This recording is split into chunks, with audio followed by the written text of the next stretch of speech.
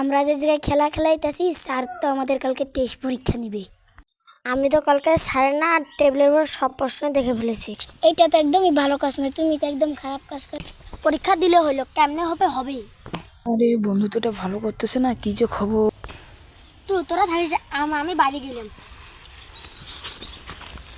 চলো আমরা থেকে গিয়ে করবো, আমরা চলবো। চল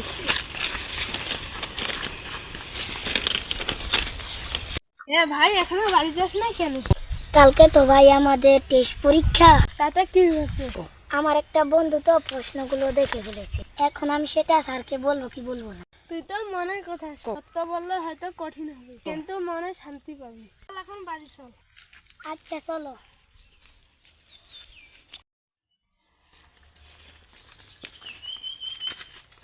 পরের দিন স্কুল ছুটির পর স্যারের সাথে দেখা করলো। আব্দুল, আজকে তুমি এখনো বাড়ি যাও নাই? না ও স্যার আপনাকে একটা কথা বলেছে। বলো। ওরা কি গল্প করতে রে স্যারের সাথে দেখি তো আগে।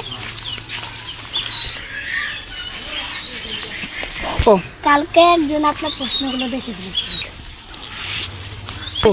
আচ্ছা, তুমি অনেক ভালো ছাত্র, তুমি ভবিষ্যতে অনেক কিছু করতে পারবা। তুমি সত্য কথা বলার জন্য অনেক সাহায্য দেখেছো, তুমি ভবিষ্যতে অনেক বড় হবা।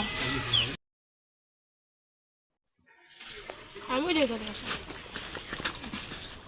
সত্য কথা বলবো, কথা বললে স্যার এত সম্মান দিতেছে, আজ থেকে আমিও সত্য কথা বলবো, আর 2 নাম্বারই করব না।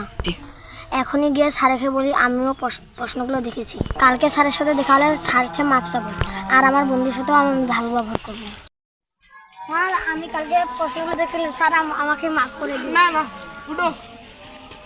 তুমি না ভুল করো নাই, তুমি সত্য কথা বলেছো, তো এই জন্য আমি খুশি হয়েছি।